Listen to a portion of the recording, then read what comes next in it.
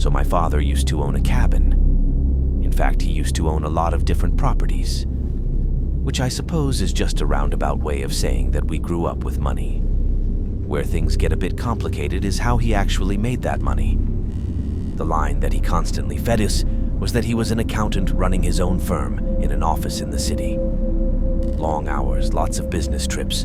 We never saw him much, and whenever we did, he always seemed tired, his eyes perpetually bloodshot, as if he were always trying to force them to stay open. He was sent off to prison right after I'd finished my first year of college. The sentence? 15 years for washing hundreds of millions of dollars for numerous cartels. 2 weeks after he'd been booked, my mother committed suicide. As it turns out, she'd been helping him out through the entire thing and was facing some time herself. I guess she didn't want to deal with all that and took the drastic way out. A few months later, the government had seized pretty much all his property. All of it, except for that cabin in the woods. It took a long time for me to feel normal again, but eventually I managed it. Went back to school and graduated with a good enough GPA, which allowed me to snag some shitty office job a few months later. But it was enough to pay the bills. Fast forward about another year and I've basically scrubbed that entire sequence of events out of my brain. It took a little bit of therapy, a lot of psychedelics, but I finally did it, to the point where I was comfortable enough to go back to that cabin, the one place where I'd see my father for more than a few weeks at a time during our summer trips. I decided to take along 3 of my friends from university: Jack, Pedro, Randy. We drove down there at the beginning of May. The road leading to the cabin hadn't been maintained at all, and as a result, it had become borderline undrivable. I decided to save my vehicle the stress and parked in a nearby lot, leaving us about a 1.5-mile trek through the woods, which really wasn't so bad. Our time in the cabin was pretty much spent getting drunk and stoned, and by the 3rd night we had completely run out of food. We decided to take the 30-minute walk over to the nearest rest stop, where I knew that there was a 24/7 dinner. So we go there, eat our meals, and on the way back we notice a burning smell in the woods, as if there was a bonfire raging about nearby. Of course, that was a bit strange given that it was around 2 a.m., but we didn't think too much of it at the time and we kept walking. It was only when the smell continued to grow stronger as we got closer to the cabin that we understood something was very wrong. Soon it had become suffocating, and we could see the night sky tinged with orange in the near distance. I felt my heart drop into my stomach, and immediately I was sprinting, my worst fear realized as I reached the clearing where the cabin was located. Completely up in flames, plumes of dark smoke blending in with the night. It was a mix of different emotions that hit me all at once, the combination of them creating a sense of dread so deep I hadn't thought it possible. After reeling myself in, I called 911, with the operator telling me that the fire department would be on their way, but wouldn't be able to reach us for at least 30 minutes. The 4 of us walked away from the cabin in silence, getting far enough so that the smoke was no longer scratching at our throats. Around 10 minutes later, we noticed that the orange tinge in the sky had suddenly disappeared. And I mean suddenly, like gone in a single blink. I thought I might have been hallucinating, but it was clear from their expressions that my friends were seeing something similar. Cautiously, we started making our way back towards the cabin, noticing that the smoke was no longer heavy in the air, having cleared up considerably. Once we reached the clearing, it had disappeared altogether. I looked ahead, my brain working overtime to comprehend the sight before me. The cabin was no longer on fire, burnt to a crisp, sure, but the raging, overwhelming flames that had been consuming it just minutes prior had somehow completely fizzled out. The 4 of us looked between each other, as if to confirm we were all still seeing the same thing. Using the flashlight on my phone to survey the damage, I found pretty much what I'd expected. Complete destruction. Absolutely zero hope of recovering anything. I started taking some deep breaths, trying to calm myself down, when I heard Pedro yelling out from the other side. "Guys, where the fuck did this thing come from?" We all walked over to him. Nestled in the debris was the corpse of something. a monstrosity. It was about the size of a bear, with the sections of its body that weren't burnt showing pale, clammy skin with deep cuts etched throughout it in what looked to be some kind of crude pattern. Its head had been smashed in, leaving nothing but an abnormally wide bottom jaw, which was still bearing long black teeth. It had an uncountable number of long, thick arms that it was using to hold something that resembled a human infant, one that appeared to be completely unscathed, devoid of any burn marks. The longer I stared at it, the more that I was convinced I could see it breathing. It was a bizarre enough sight to put us into a near trance. What eventually snapped us out of it was the chanting. It was barely noticeable at first, slowly escalating in pitch until it was clear that there were several human voices shouting in unison. Their tones were animalistic, their words strung together with just the bare beginnings of a rhythm. It sounded like they were speaking English, though I could hardly make out anything they were saying. The strangest part, though, was how quickly it was getting closer to us. Definitely not a walking pace. It was more like a sprint. The four of us shared a quick glance between each other, and immediately there was an understanding.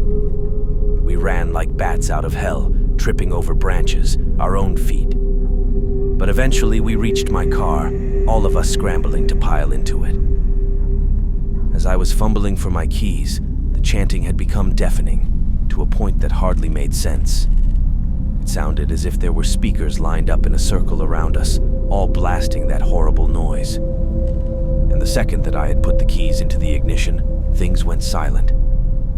I found myself holding my breath as I looked up, my eyes slowly adjusting to the darkness until what I was seeing was unmistakable. Several figures standing completely still at the edge of the woods, all human-shaped but far too large to be people. All the air being held in my lungs flooded out with one big exhale, and I slammed the vehicle into drive and took a sharp turn before speeding the hell out of there, refusing to look in the rear view until we had made it into the highway. I drove until I had reached the rest stop, which was now hosting an absurd number of police cars.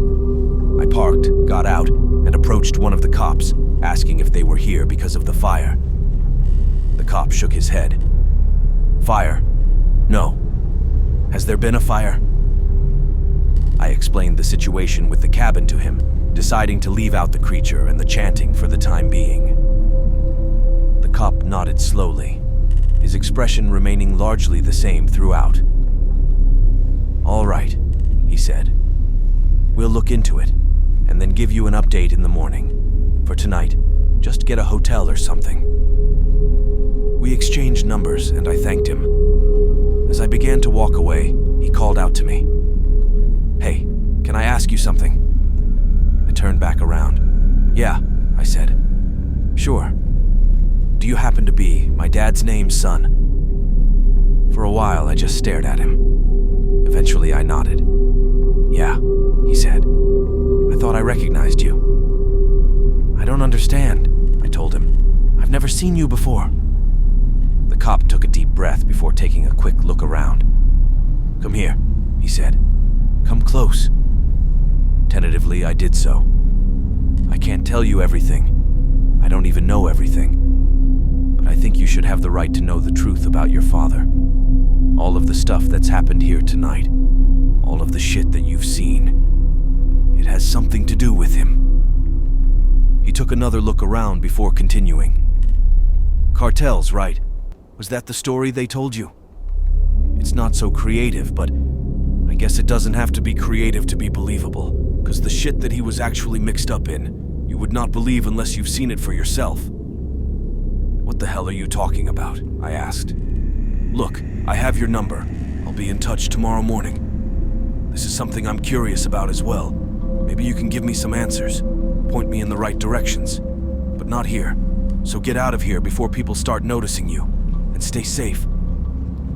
I didn't feel like staying in a hotel that night, so I drove back into the city, dropping everybody off before arriving back at my own apartment. Of course, I couldn't sleep that night, my eyes wired open into the morning as I waited for the officer to call. He still hadn't by the time that noon rolled around, and so I tried calling him instead. No answer. Eventually, I did receive a call from the police, telling me that my father's cabin had burned down and that it was due to a forest fire. I told them that wasn't possible because there had been no forest fire and that I suspected foul play and wanted it to be investigated. "It's already been investigated," are the exact words that the officer told me. "Don't worry about it. Just get in touch with insurance. Go over your options." And before I could say anything else, he had hung up on me. It was a mixture of anger and curiosity that compelled me to drive back down there. I'm not sure what I was expecting, but it certainly wasn't for the road leading towards the rest stop to be blocked altogether. There were 2 cop cars guarding the barrier, with a single officer signaling any vehicles approaching to turn around.